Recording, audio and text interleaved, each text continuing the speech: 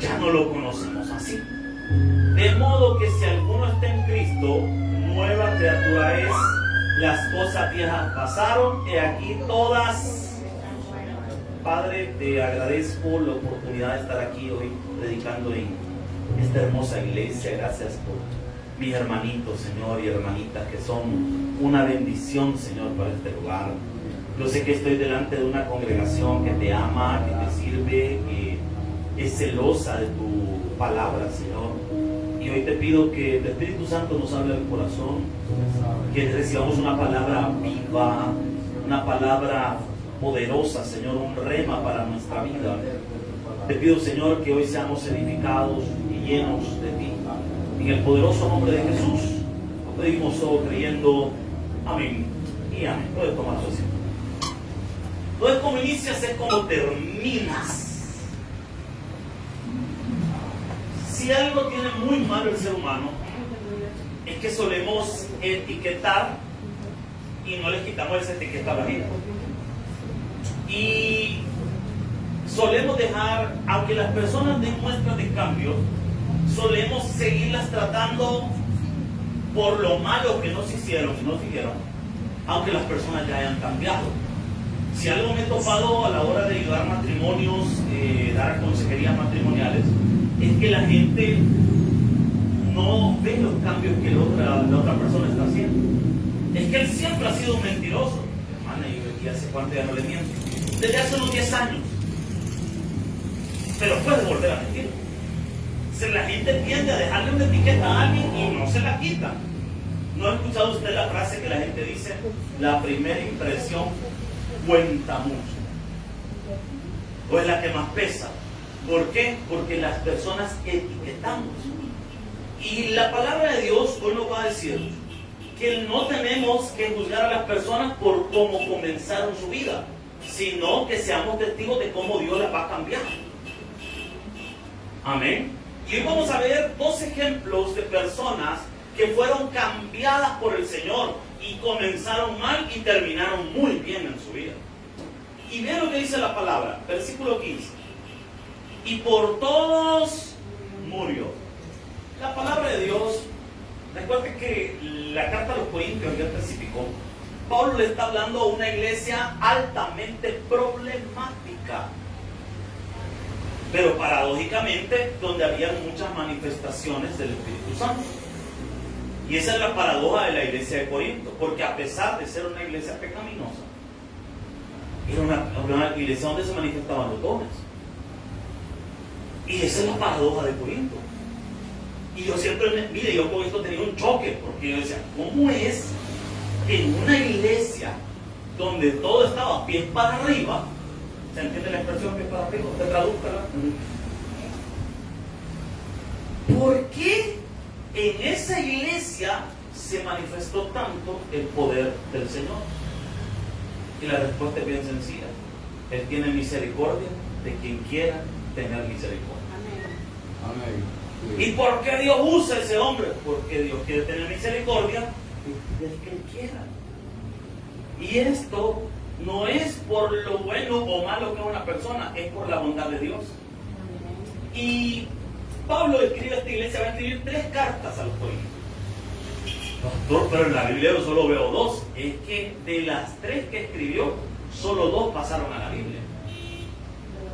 Se cree que la primera carta a los Corintios, es decir, la primera carta que Pablo le envió a los Corintios, no quedó en la Biblia. Porque Pablo les escribió con el hígado, porque estaba enojado de todos los relajos que los corintios tenían. Pero ¿saben qué hizo reflexionar a Pablo? Que el error de los corintios era también error de él.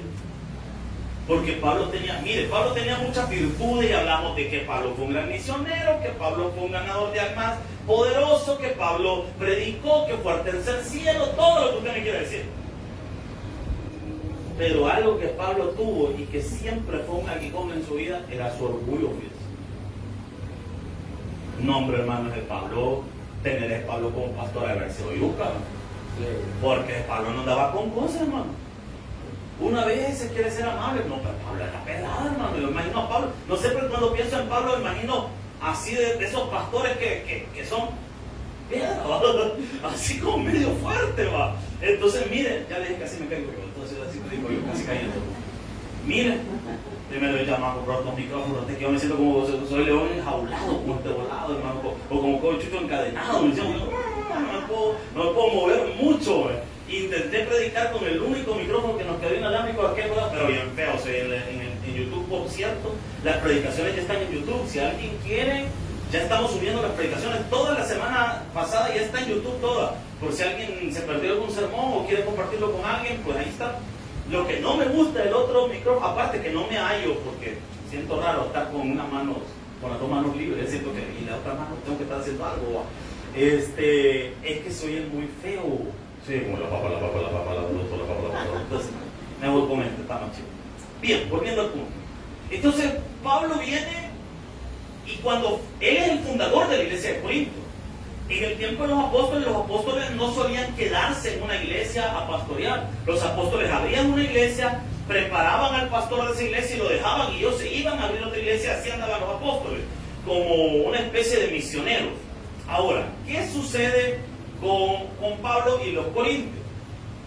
Pablo les enseña a los corintios, pero los corintios son malísimos. Miren, no solo eran pícaros, porque el problema más grande que tenían los corintios era la picardía.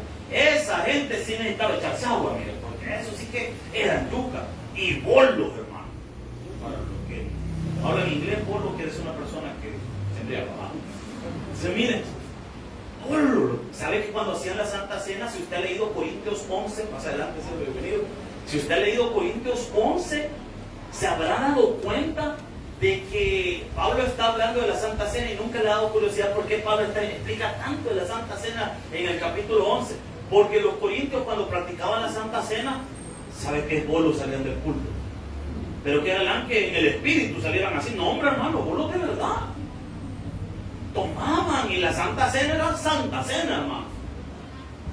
Y la gente corría a las mesas a agarrar la comida y a acabarse la comida. Y tenían un relajo. Entonces Pablo pelea con ellos, aparte por los relajos que tienen, porque empiezan a criticar a Pablo, porque Pablo, pues obviamente al tener el privilegio de estar sirviendo en la iglesia y toda la cosa, no podía dedicarse a su trabajo. Entonces los corintios, a través de los diezmos y ofrendas, le daban algo a Pablo para que pudiera comer.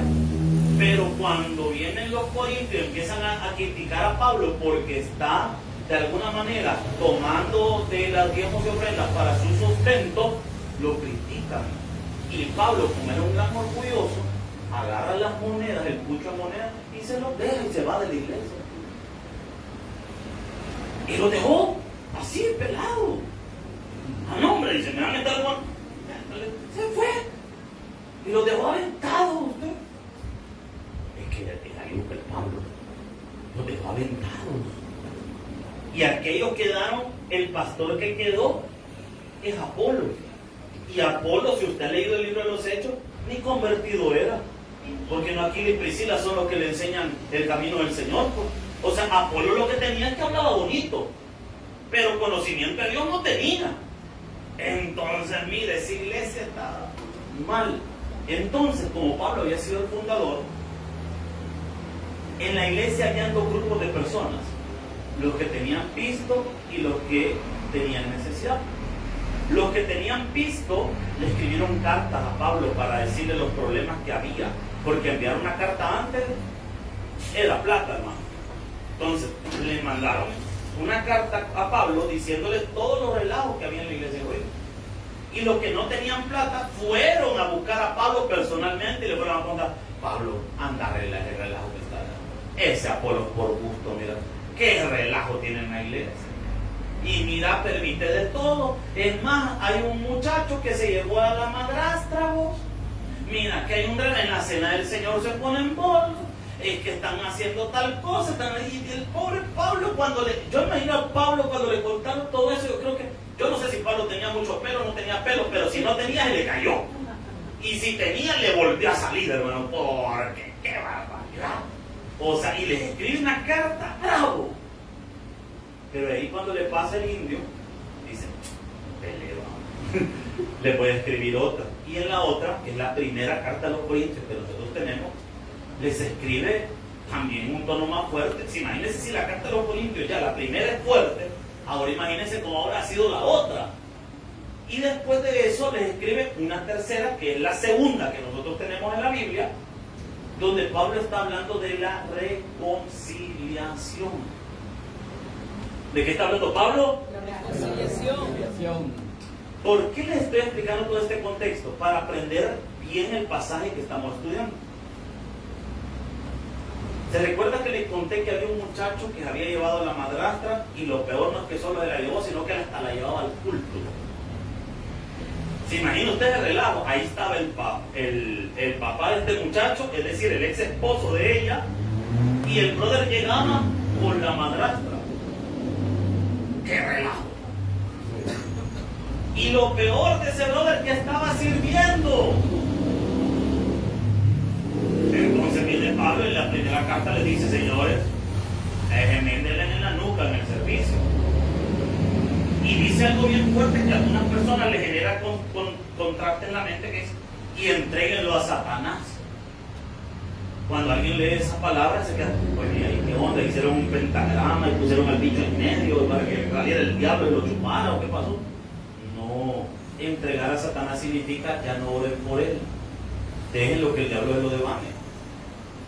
¿Aló? ¿Estamos acá? Pero en la segunda carta, al parecer este bicho cambió. Dejó a la señora que no era de él y enderezó sus pasos y regresó a la iglesia. Pero aquí es donde hay algo que la iglesia le cuesta hacer. ¿Y sabe qué es? Perdonar. Porque obviamente cuando hablo de la iglesia no estoy hablando de estas cuatro paredes. Estoy hablando de nosotros. Y cuando alguien ha fallado en un ministerio, a veces la gente no le damos chance a que la persona cambie. Hace muchos años atrás, en una iglesia, le reservo el nombre y el lugar, hay ministerios que son más delicados que otros. Ministerio delicadísimo en la iglesia, Taberquitos. ¿Por qué? Trabaja con niños. Delicadísimo su trabajo. ¿Por qué cree usted que tenemos cámaras en Taberquitos? Para proteger a nuestros niños y proteger a los maestros. Por eso decidimos poner cámaras, un ministerio muy delicado. Ministerios muy delicados son nuestros hermanitos de seguridad. ¿Por qué? Porque tienen que estar pasando la gente, arriesgan hasta cierto punto sus vidas al estar allá afuera. Por cualquier situación son la primera respuesta. Entonces son ministerios delicados. Ministerio de hospitales, un ministerio delicadísimo. Son el rostro de la iglesia. Los ministerios de evangelismo son el rostro de la iglesia. Un ministerio delicado. La predicación, un ministerio delicado. Ofrenda, un ministerio delicado. ¿Por qué? Porque te están tratando con dinero. Entonces, en una iglesia hace varios años atrás, un hermano de el ministerio de ofrenda, estoy hablando de aquí, quiero aclarar para que no es el pastor contó que alguien estaba enviando la ofrenda. No. En una iglesia, yo no estoy diciendo que es esta. Amén. Entonces, un hermano, lo que le pareció raro a un pastor es que de repente, mire, uno como pastor tiene ojo de águila, hermano. Uno cuando están pasando por donde está, hermano, ahí por donde va echando el rollo. Y hasta cuando no quiero ver con 3 sobres, 4 sobres, ¿no? Tienen que cuadrar cuando vayan dentro, 1, 2, 3, 4, 10. Entonces, miren, en esa iglesia se estaban perdiendo los hombres. Entonces vino el pastor y ideó un plan para darse cuenta. En aquel tiempo, le estoy hablando de tanto tiempo atrás, que ni siquiera habían cámaras en los lugares. Imagínense hace cuánto le estoy diciendo.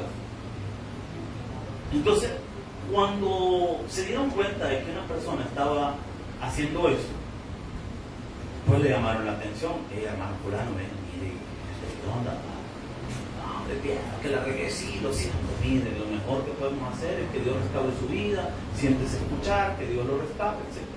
Con los años, este hermano pues cambió y quiso volver al ministerio. Y aquí está el error. ¿Cuál es el error?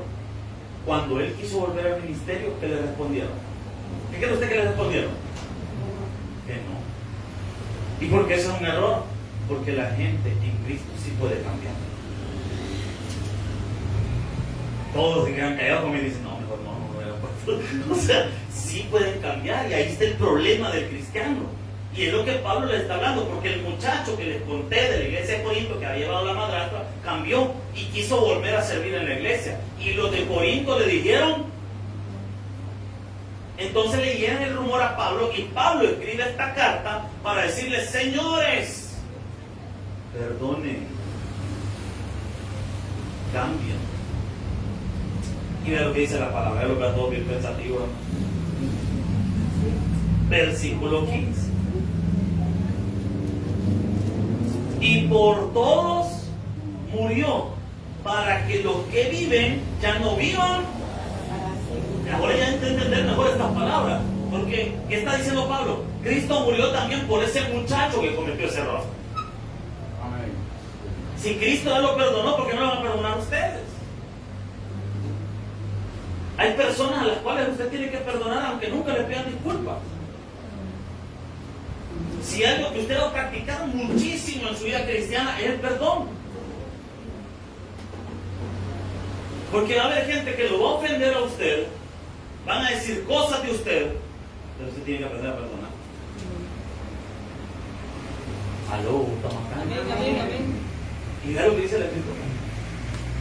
Sino para aquel que murió y resucitó por ellos. De manera, y esto es lo que me interesa que usted vea, que nosotros de aquí en adelante a nadie conocemos Según la carne. y aquí dice algo muy fuerte que me lo quiero dejar en paréntesis ahorita. Si a alguien conocimos según la carne, ¿qué significa conocer a alguien según la carne? Le conocimos sus malas mañas. Yo aquí a todos los veo como que son ángeles. Vea al hermano que tiene la par, angelical. Vea a la hermanita, angelical. Es más, para mí todos son santos ahorita. Aquí vemos santos. San Juan. ¿Santa qué? Catalina. Santa Esther, dice el hermano. San Pedro. Somos todos aquí santos, San Juan, todos estamos aquí santos. Pero cuando ya nos vamos conociendo un poco más, nos damos cuenta que hay carnalidad en muchos de nosotros. Y esa es conocerse en la carne. ¿Qué quiere decir? Conocemos las cosas malas de alguien. Y eso es parte de conocer. Y es ahí donde a veces la gente se decepciona de líderes, pastores, servidores. Porque a veces no entendemos que todos tenemos un toque de carnalidad todavía en nuestra vida que tenemos que cambiar. La gente a veces piensa que los pastores no pecan, no se equivocan, no cometen errores. Por supuesto cometemos errores porque somos seres humanos. La gente a veces cuando viene a las iglesias piensa que los líderes no pecan. O que los servidores no pecan. Mire, yo ya le he contado a usted que yo cuando empecé en la iglesia, yo le digo, yo tenía la idea de que todos los hermanos eran ángeles. De verdad, yo pensé que todos los hermanos eran ángeles. Qué bonito aquí, la comunión de los santos, ¿verdad? Con un ósculo santo, nos saludamos todos con salutaciones de bendición. Y yo le contaba a usted que una de las personas que más me ha costado que conozca a Jesús en mi familia es mi papá. Gracias a Dios, mi hermano ayer pudo venir a la iglesia. Para mí es una... No sabe cuánto orado para que eso pasara. Para mí es una oración contestada, que mi hermano viniera a la iglesia. Y mi otra oración es que mi papá también pueda venir, porque es el más rudo, fíjese, el que más ha costado. Entonces, desde hace mucho tiempo yo siempre oraba por mi papá. Por el papá. Y yo siempre le invitaba a la iglesia, y digo, papá, por la iglesia, papá, por la iglesia. Y una vez me dijo, no voy a la iglesia porque solo una Biblia tenemos y qué pena que nace en Biblia. Pero, bájale, iba a decir, pero excusa. Y miren, ya estaba así, como que...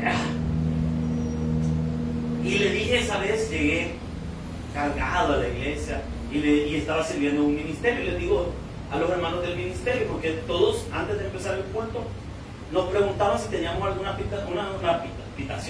petición especial. Y yo le dije, mire, yo quiero orar por una Biblia. Le dije, porque yo en ese momento era un bichito de 14 años, hermano. Un niño. Para mí, yo llegué con toda la ilusión del mundo a la iglesia. Y yo le digo a los hermanos, me oraban por una Biblia. Y cuando terminé de orar, una hermana me dijo, papito, no se preocupe, ahorita le resolvemos esa situación. Yo quería besar a esa señora. Y ella sí se dejó. Mira, fuimos a comprar la Biblia, me regaló una Biblia. ¿Se acuerdan que hubo un tiempo que sacaron una Biblia que traían el himnario? Sí. ¿Se acuerdan de esa Biblia? Entonces una de esas me dio. Y hoy contento con esa Biblia porque parecía, no hay excusa al papá a venir. Cuando ese día le llegué al papá a contar, mira, ya tenemos otra Biblia. Pero todavía no va a llegar vos. Yo me sentí bien decepcionado. Vengo, ¿verdad? Y bueno, como de todas formas había regalado la Biblia, yo la llevaba a la iglesia. ¿Y sabe qué dijo después la señora? La misma que me dio la Biblia. Ese hombre piliche, que solo estrenar Biblia quería. Mire, a mí me dolió en el alma. Que era eso que yo no lo hice por esa intención. Pero me dolió. Pero yo entendí una cosa, que a veces nosotros no entendemos que hay humanidad en todos nosotros. Amén. No se sorprenda si a usted no le cae bien un hermano. Yo no sé por qué no le caigo bien al hermano fulano de tal, porque es un ser humano y todavía tiene cosas que cambiar. Quizás usted no le cae bien, no por usted, sino él quizás tiene un problema. Algo, estamos acá y quizás no es culpa suya, pero esas cosas pasan. Una vez alguien me dijo, mire, fíjese que yo le di crédito a una persona, estoy hablando del caso que no son de aquí, obviamente. Entonces le di crédito y ella no me pagó usted. Y le dije, hermano, ¿y qué barbaridad? Dígale usted. Oye, le voy a decir si a mí no me presta el pito, usted no me moleste, no tengo nada que ver en el rollo. Pero es que miren, no debería ser así. Usted se topó con la humanidad. Mire qué bárbaro ese cipote. De repente le han dado de novio y se topó con la humanidad. Mire qué tremendo ese hermano. Se topó con la humanidad. Aló, estamos acá, iglesia. Amén. Nos topamos con la humanidad. Mire qué barbaridad, yo no creía, pero mire, un hermano me cuenteó, hermano. ¿Y qué le dijo? Mamita va a querer, me dijo, mira. Y qué bárbaro, hermano. ¿Qué le pasó? Se topó con la humanidad, conoció a alguien en la carne. Aló, ¿me está siguiendo, hermano? Entonces, aquí tenemos algo, que es la carnalidad. Y vea lo que dice la palabra. De manera que nosotros de aquí en adelante a nadie conocemos. Según la carne. Quiere decir que yo pude haberle conocido el lado malo a usted. Pero de aquí en adelante, desde el momento que usted está ahora entregándose a Cristo y está buscando a Cristo de todo corazón, yo ya no tengo que juzgarlo por su vieja manera de ser. Tengo que darle la oportunidad de ver los cambios que Dios ha hecho en su vida y en mi vida. ¿Cuánto estamos aprendiendo, iglesia? Amén. ¿Por qué nos cuesta a veces llevarnos bien? Porque usted sigue juzgándola peor si nos conocimos desde antes.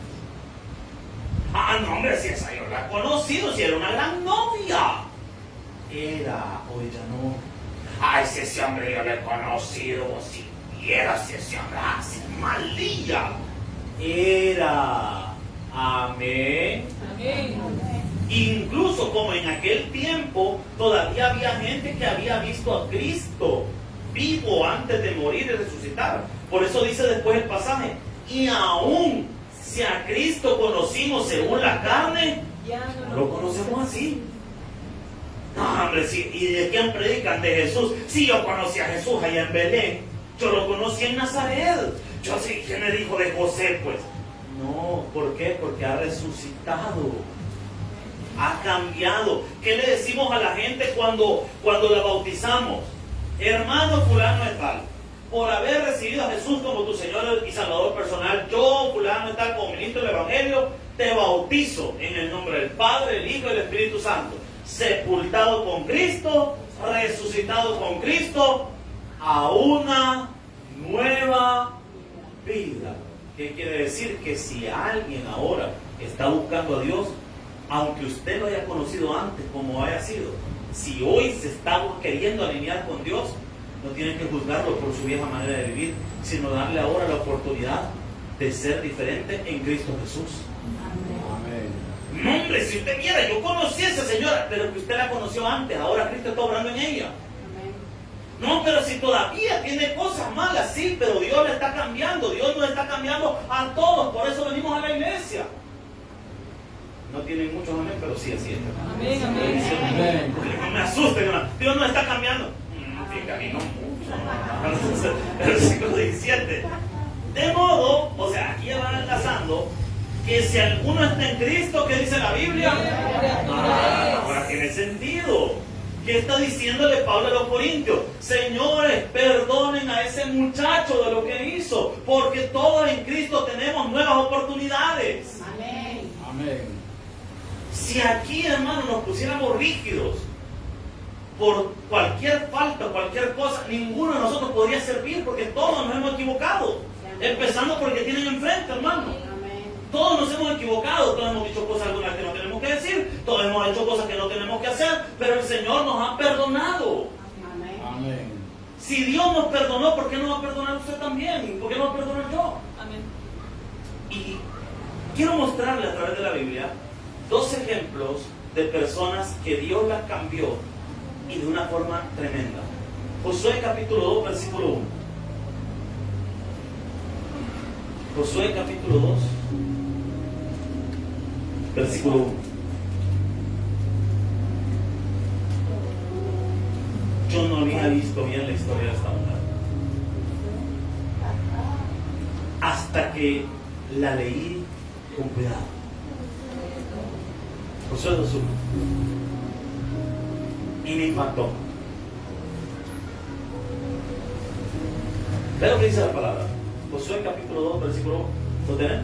Amén. Josué, hijo de Nun, envió desde Sitín, mire qué bonito ese niño, el nombre para un niño, Sitín, Cepillín, como usted le quiere decir. 2 espías, secretamente diciéndoles: andad y reconocer la tierra y a Jericó. Y ellos fueron. Y aquí está la primera vez que aparece esta mujer. Y entraron en casa de una ramera que se llamaba Rahab y posaron. Quiero decirle, yo antes pensaba que las rameras eran señoras que vestían con ramas, o pensaba que las rameras eran las mujeres que vendían ramas, o sea, algo así. Eso es lo que me venía a la mente, ¿no? Cuando yo hasta que conocí el diccionario y entendí que las rameras eran otra cosa. Y en los términos más elegantes posibles, para ser muy respetuoso, estamos hablando de una mujer de la vida galante. Una mujer que por alguna razón tuvo que vender su cuerpo. Los hombres y las mujeres somos diferentes en muchos sentidos, manera de pensar, manera de ver las cosas, pero hay algo en la mujer que es muy sagrado, que es su cuerpo. Por naturaleza, una mujer lo que más se cuida es su cuerpo. Y que una mujer tenga que entregar su cuerpo por dinero solo habla de lo doloroso que ha de ser eso. Yo he tenido la oportunidad de ir a evangelizar a la Avenida y esos lugares así.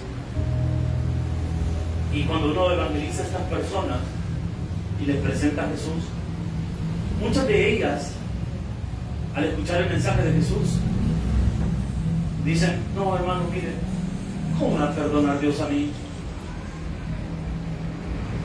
Usted no ve lo que yo me dedico. Y ese dolor en el alma. No sabemos por qué Rahab decidió dedicarse a la vida galante. Lo que sí sabemos es que estaba preocupada por su familia. Porque cuando deja entrar a los 2 espías, les dice: nosotros sabemos que ustedes vienen de Dios. ¿Quién está diciendo eso? Una mujer de la vida galante.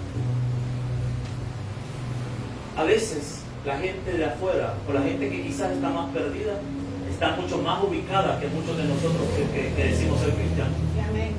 Y a veces la gente que está bien perdida, pero perdidísima en su vida, tienen más respeto por las cosas espirituales que los mismos creyentes. Cuando estaba la situación peligrosa en nuestro país, algunos de los muchachos que daban esos malos pasos, ¿qué decían? Con las iglesias no nos metemos. Uno de mis temores, y hasta hoy lo voy a decir públicamente, cuando empezamos la iglesia, era esa, la situación que estaba el país. Y ustedes no tienen idea de cuántas veces yo pasé orando en la oficina pidiéndole a Dios que nunca uno de esos muchachos hiciera algo contra alguien de la iglesia. Y siempre que terminaba el culto, yo por eso salía y me quedaba afuera, cerciorándome que no pasara nada. Pero ¿saben qué me di cuenta? Que siempre respetaron la iglesia. Nunca se metieron con la iglesia. Nunca, a la gente que venía acá, nunca pararon a nadie, nunca le dijeron nada a nadie, nunca. Porque a veces la gente que parece más perdida tiene un gran respeto por Dios. Yo he ido a evangelizar a alcohólicos y cuando uno llega, se quitan la gorra, apagan el cigarro, dejan a un lado lo que están tomando, le ponen atención. Y he estado en iglesias donde uno está predicando y los cristianos no están poniendo atención. Podríamos juzgar a Rahab por la vida que había llevado.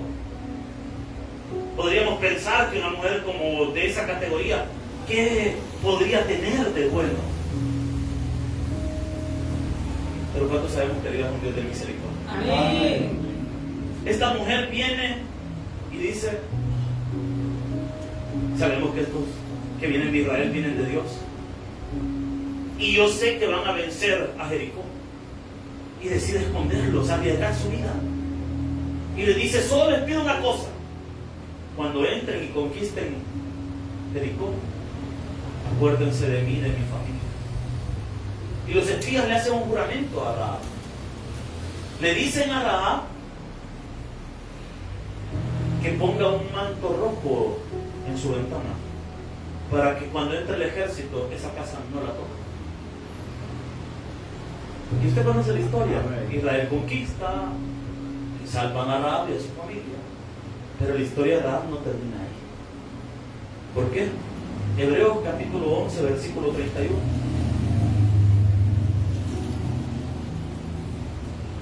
Hebreos 11, 31. En la Biblia, en la ciencia bíblica, a uno le enseñan que el nombre de una persona, cuando aparece en la Biblia, es porque esa persona fue muy importante. ¿Se ha fijado que los nombres de la gente mala no suelen estar en la Biblia? Por ejemplo, en el Éxodo aparece Moisés, aparece Aarón, pero a Faraón no se le da el nombre. Faraón era el título.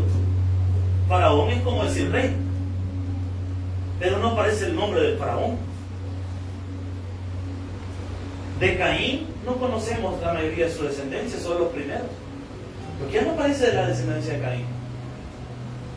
Porque los nombres de los malos no suelen quedar grabados en la Biblia, solo los nombres de la gente importante. Y para que alguien sea mencionado en la Biblia es porque fue muy importante. Versículo 31.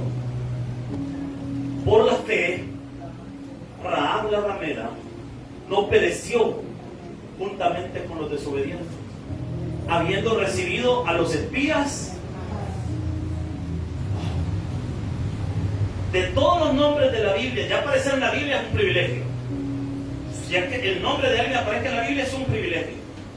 Pero que el nombre de alguien esté en Hebreos 11 es el mayor de los privilegios para un personaje en la Biblia.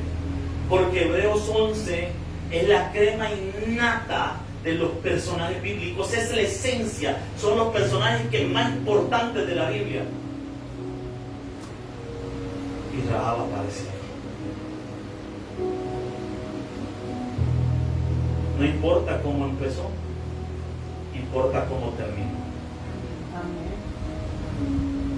Y espere, todavía le tengo otro bombazo más fuerte. Mateo capítulo 1, versículo 5.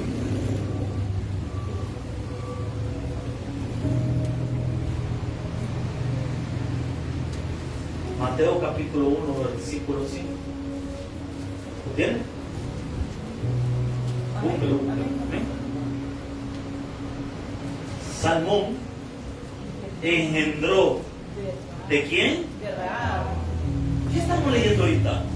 La genealogía de Jesús.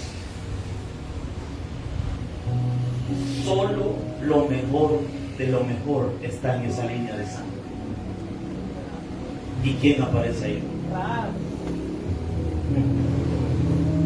Y sabe algo que a mí me conmueve de esta historia. Ya no le llaman Rahab. ¿Cómo dice ahí su nombre?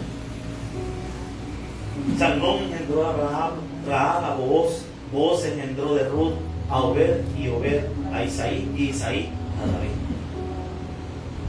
Y ahí sigue la línea hasta llegar a Jesús.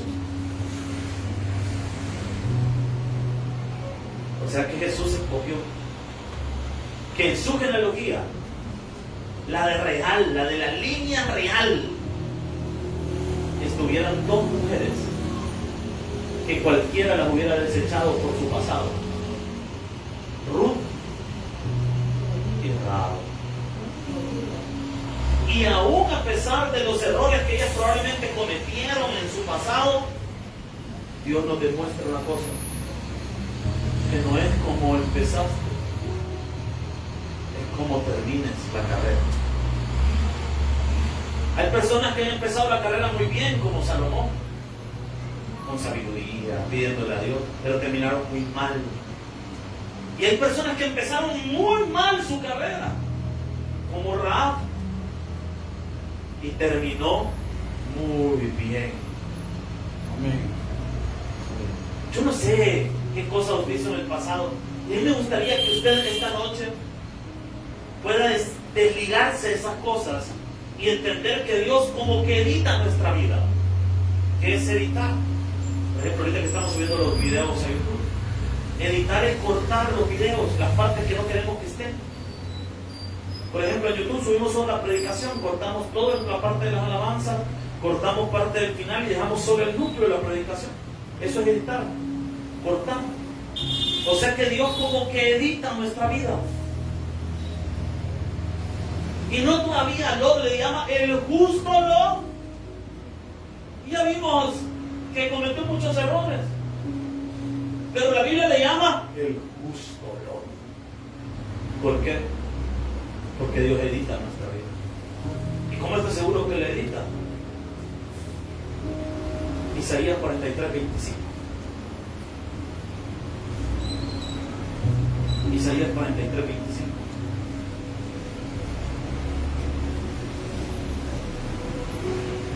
Isaías 43, 25. ¿Lo tenemos, iglesia? Dice el Señor: yo soy el que borro sus rebeliones por amor de mí mismo, y no me acordaré. Qué maravilloso es Dios. Amén. Gloria a Dios. Yo he hecho cosas en mi vida que me avergüenzo. Yo no sé usted. Yo probablemente usted no. Probablemente usted no ha pasado por esas cosas, pero yo sí puedo decirle: hay cosas de las cuales yo me avergüenzo.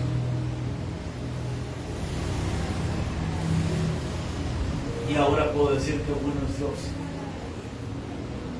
A veces nosotros mismos nos pasamos martirizando: es que viera lo que yo fui, viera cómo fui, viera, es que yo sé que por Dios me está castigando por lo malo que fui. ¿Qué dice ahí? Ya se borró. Y hay una parte de la Biblia que dice que Dios tomó nuestros pecados y los arrojó tan lejos para no acordarse de ellos.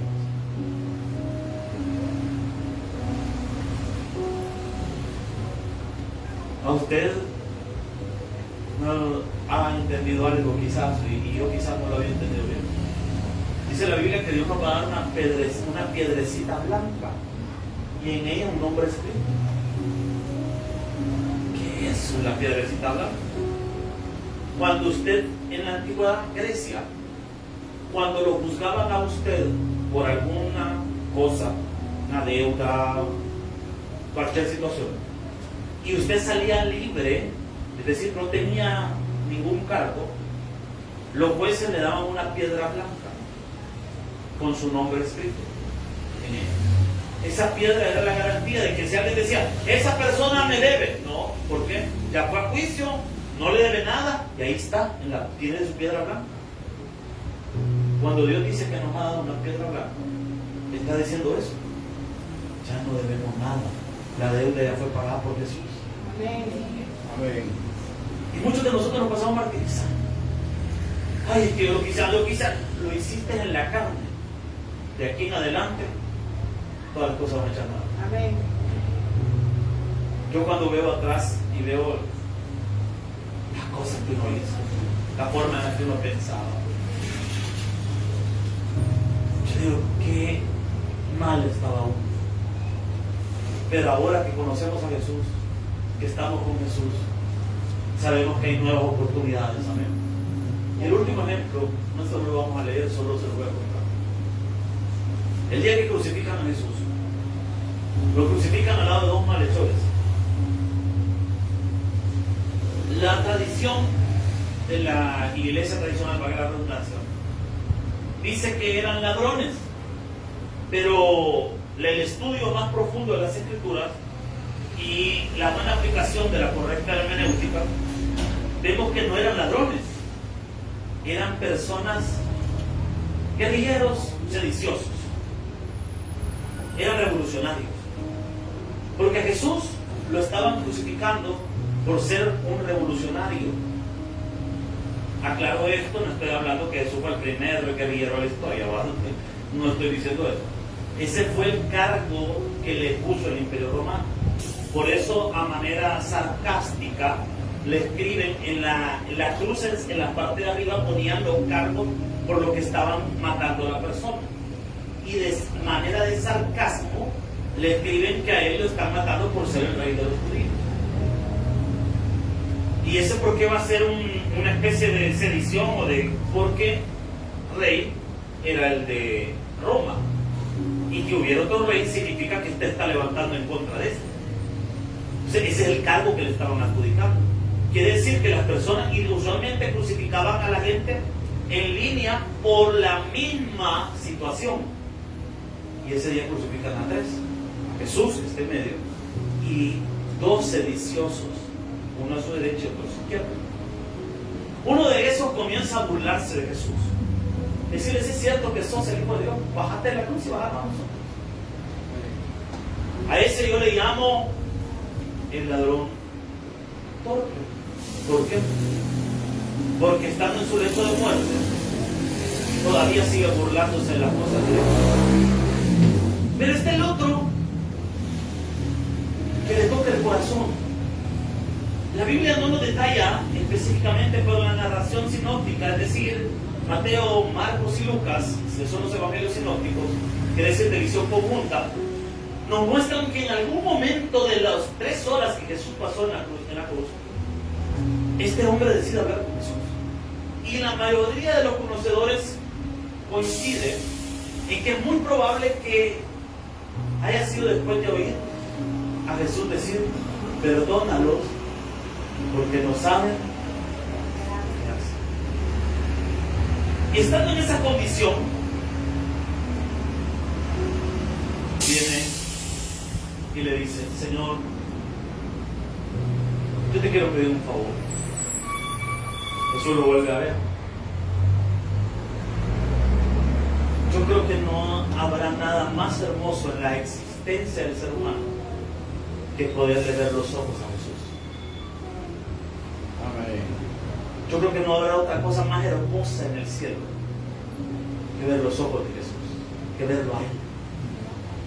Si Jesús lo vuelve a ver con esa mirada probablemente tierna, amorosa, lo vuelve a ver y el hombre le dice, Señor, acuérdate de mí cuando vengas en tu reino. Y Jesús le dice una de las palabras más bellas de la Biblia. De cierto te digo, que hoy estarás conmigo en el paraíso. Toda su vida este hombre había cometido errores, toda su vida. Y no por eso lo estaban matando, pues por sus errores, por su mal comportamiento, por ser una persona muy inadaptado social, por ser una persona mala, por ser una persona perversa. No le están matando por buena gente como a Jesús. A él le estaban matando por malo. Toda su vida no había hecho nada bueno probablemente. Pero como no es como comenzamos, sino como terminamos. Ese hombre que merecía la condenación, esa misma noche, al cerrarse sus ojos, no fue al infierno a ser quemado y torturado. Cuando abrió sus ojos, estaba con Jesús en sus brazos de amor. Amén. Usted y yo hemos cometido muchos errores en la vida, pero de algo podemos estar completamente seguros esta noche: que al morir nos vamos a ir con Jesús. Y hoy que estamos todavía con vida, ya no le debemos nada a nadie, porque hemos sido perdonados. Y si alguien nos quiere señalar los errores del pasado, están señalando cosas que ya no están. ¿Por qué? Porque ya fueron perdonadas en la cruz del Calvario. Deje de martirizarse por lo que usted hizo en el pasado. Comience a vivir una vida diferente. Es que yo no merezco nada, nadie merece nada, hermano. Todos hemos fallado en la vida, pero todo esto es por gracia. Es porque somos hijos, es porque hemos sido perdonados, lavados, limpiados por la sangre del Cordero. Gloria a Dios. Es por eso que vamos a ir al cielo. Y es por eso que hoy podemos doblar nuestras rodillas. Y aunque sintamos que no merecemos hablar con Él, Él nos va a escuchar. Y Él, en sus brazos de amor, está esperando que lleguemos en oración y le damos: Padre, he pecado contra el cielo y contra ti. Ya no soy digno de ser llamado tu hijo. Pero el Padre nos va a recibir con los brazos abiertos. El Padre ya tiene listo el anillo, ya tiene lista el cambio de ropa, y sobre todo ya tiene lista una fiesta. Porque cuando alguien se arrepiente de sus pecados, hay fiesta en los cielos, porque el Padre es alegre. Vamos a orar. Padre, gracias porque somos tus hijos. Gracias por el perdón que nos das. Gracias. Y ya no somos lo que éramos antes. Ha cambiado nuestra vida. Como lo cantábamos hoy, Señor, ha cambiado nuestro lamento por eso. Nuestra tristeza por gozo. Señor, esta noche hemos aprendido que no importa cómo comenzamos, sino cómo vamos a terminar. Queremos terminar bien. Dile al Señor: yo quiero terminar bien, Señor. Yo quiero vivir una vida agradable a tus ojos, Señor. Yo quiero cantarte alabanza, Señor. Yo quiero vivir para ti. Yo quiero venir a la iglesia con alegría. Yo quiero venir a la iglesia con gozo. Yo quiero venir a la iglesia contento. Quiero venir feliz, Señor. Contento de que tú estás conmigo, Señor. Yo quiero estar alegre, Señor. Gozoso. Te pido perdón, Señor, por las cosas que he pensado, que he dicho, Señor. Hoy me arrepiento de todo corazón, Señor, porque sé que tú ya me has perdonado. Ahí donde tú estás, hoy vas a pedirle perdón a Dios por esas cosas que sientes que te han alejado de Dios. La Biblia dice que si confesamos nuestros pecados, Él es fiel y justo para limpiarlos de nuestra maldad. Y quiero invitarte a que hoy tú puedas con todo tu corazón pedirle perdón a Dios. Si alguien aquí había peleado con su pareja y por eso te sientes mal, le pides perdón al Señor. O si esta misma semana habías hecho algo malo y hoy te quieres volver al Señor de corazón ahí. Dile al Señor, Señor, yo te pido perdón, yo me había portado mal, yo había estado mal, Señor. Pero yo sé que tú eres un Dios que perdona multitud de errores, Señor. Te pido perdón, Señor, porque quizás con mis palabras he dañado a alguien. Yo te pido perdón, Señor, si quizás con mis acciones he dañado el corazón de alguien. Señor, o con mis propias acciones me he dañado a mí mismo. Yo te pido perdón, Señor. Y hoy quiero irme de este lugar con la paz que tú das, Señor, sabiendo que tú me has redimido, me has limpiado de todo mal. Esta noche, ¿de dónde estás? Vuélvete a Jesús de corazón. Venga, Jesús. Dile al Señor, Señor, yo sé que tú estás conmigo. Yo sé que no me has dejado. Y qué bueno, Señor, porque cuando yo me quise soltar, tú no me soltaste. Tú has estado ahí conmigo, Señor, y no me has abandonado jamás. Gracias porque a pesar de lo que fui, me amaste. Me amaste con amor eterno, Señor. A pesar de todos los errores, ahí has estado tú, Señor. Y Dios no se ha alejado de ti. Él está en el mismo lugar donde tú lo dejaste. Gracias, Señor, por esa bondad, por esa misericordia. Señor, llévanos con bien a nuestros hogares y permítenos el poder regresar a lo largo de toda esta semana, Señor, a gozarnos, a alegrarnos. Señor, oramos por la campaña de la familia. Oramos, Señor, para que haya bendición abundante en la campaña. Háblanos al corazón a través de tus siervos. Todos necesitamos escuchar una palabra, Señor, poderosa. Señor, oro por este ayuno y oración que vamos a iniciar dentro de unas horas. Señor, queremos venir con alegría, con gozo. Queremos hacer este ayuno, Señor, con propósito. Queremos orar por multitudes que se conviertan a ti y te conozcan. Queremos orar, Señor, por el templo, por las cosas, Señor, que te estamos pidiendo y por nuestras peticiones personales. Gracias, Señor. En el nombre de Jesús lo pedimos todo. Amén y amén. Regale palmas al Señor. Bueno verle en la casa de Dios.